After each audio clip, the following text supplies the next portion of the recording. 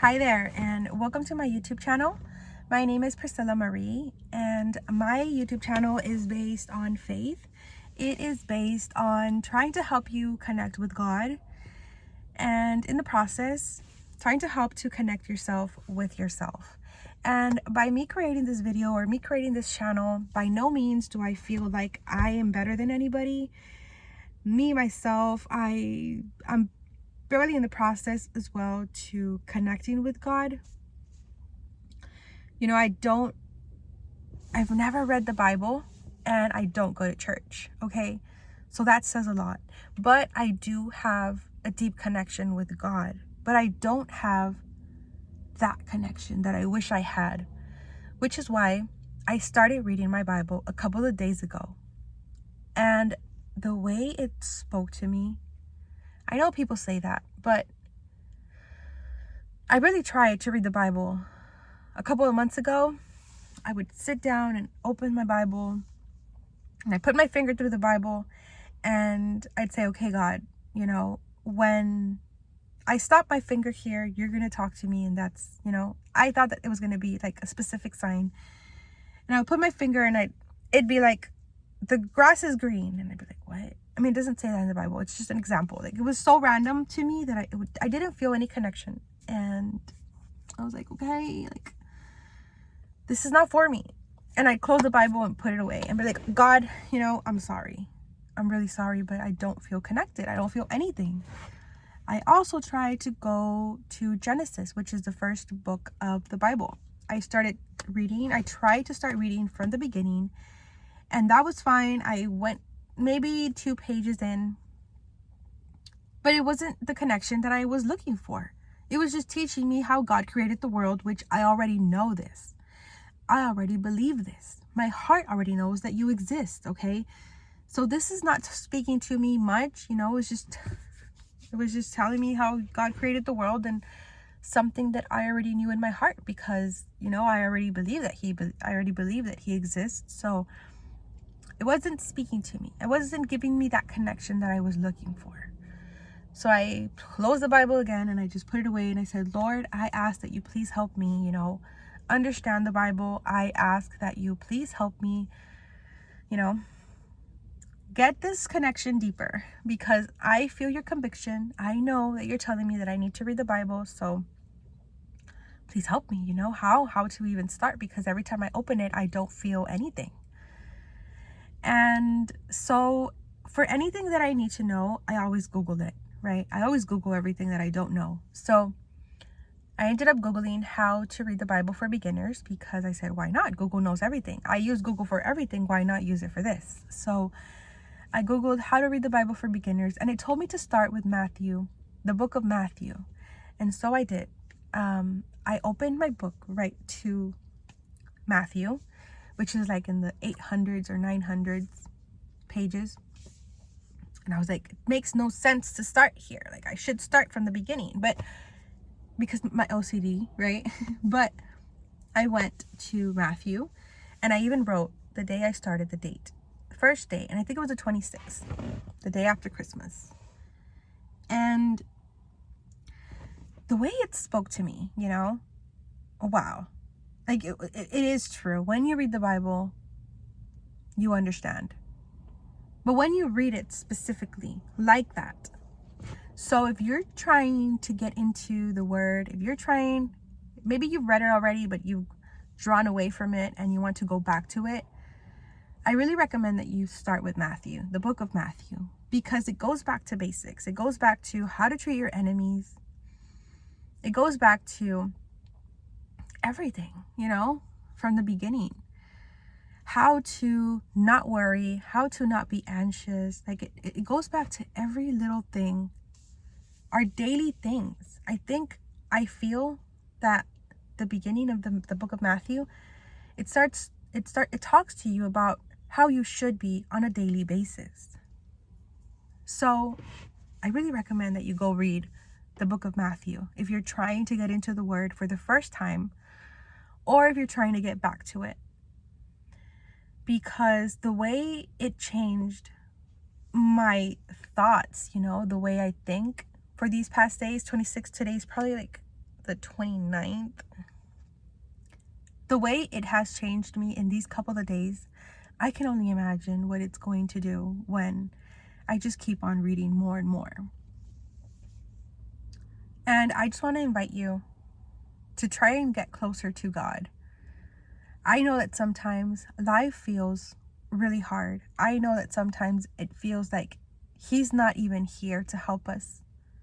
But that's not Him getting further away from us. That's us getting further away from Him. Okay? When you can't hear Him or you can't feel Him anymore, that's not Him getting away from you. It's you, letting those thoughts take away your peace, letting those negative thoughts take away your joy. It's you have to know. Hold on, don't go away. I'm trying to, Lord, please help me put into words what I'm trying to say. It's like you have to decide what you want for your life, right? Because nobody's going to come and save you. Nobody's going to come and tell you what you need to do to put your life in order. Right now it's the end of the year, like literally, right? It's the end of the year, and we're at the point where we have to make a decision of what type of person do you want to be when the year starts. Because when January 1st comes,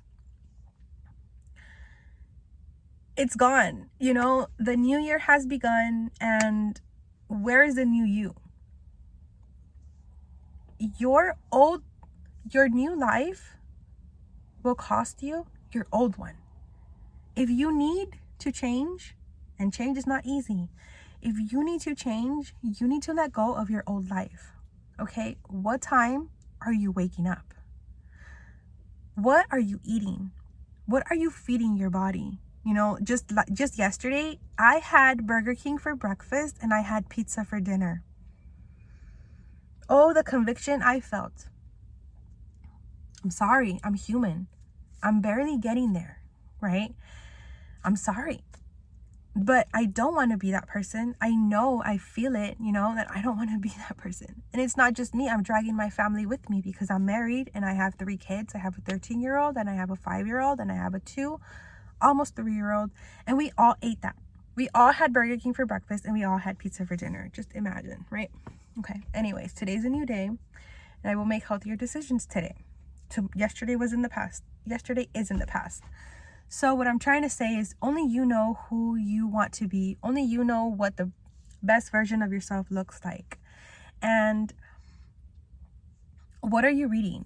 Where are you wasting your time? Are you just scrolling on your phone? Are you just scrolling on your TV, iPad, or phone? Are you just watching videos of other people and wasting your life away when you could be living your own life, but you say, hey, my own life is boring. What do I do? What do I do? I turn off my phone and I'm just bored. I don't know what to do. Well, it's the thing is that you don't know how to sit in silence. You don't know how to listen to commands, right? You don't know how to listen to God telling you what to do. And that's usually our problem, where we don't know what to do with our lives and we don't have purpose. We don't find purpose. There's nothing. It's just, I just wake up and I eat and I poop and I go to sleep, right? We didn't come just for that. We have a purpose, and it's not just that. We need to nurture our bodies. We need to take care of our bodies. The way I've used the Bible, even in the simple things, I don't have nails. I always bite my nails. But recently, these days, after I read the Bible, where it says that our body is our temple and we need to take care of it, I was like, wow, every time I try to bite my Bible, every time I try to bite my nails, I remember that God gave me my body and He doesn't want me biting my nails. I don't even want to stop biting my nails for me, for my beauty, because I've always said, Priscilla, don't bite your nails because your hands are gonna be so ugly. You don't look feminine enough, like this and that. No, it's not even about that anymore for me. It's like, don't bite your nails because You're destroying God's temple. You're disappointing God, and that's how I feel. So in the little things, I try to put God in it all the time. And I don't know what I'm trying to get to with this message. I never know where I'm trying to go with this message, but if this message reached you, it's for a reason. If you clicked on this message, it's for a reason, you know. And I hope that you find the hope that you need in order for you to keep on going, you know, even when you don't want to, because sometimes it's just so freaking hard to move one step in front of the other. Sometimes it's just so hard that you don't want to do anything. So I hope that you try and get your life together. It's the end of the year, guys. Like, it's the end of the year, and New Year is coming, and I hope a new you will come as well. I'm at the park and I'm seeing all these people walking around. It's like 8:30 in the morning, and I've never been a morning person, but the way God has been calling me to wake up early and, you know, try and do things, it's like God wants me to be a new person. God wants me to change.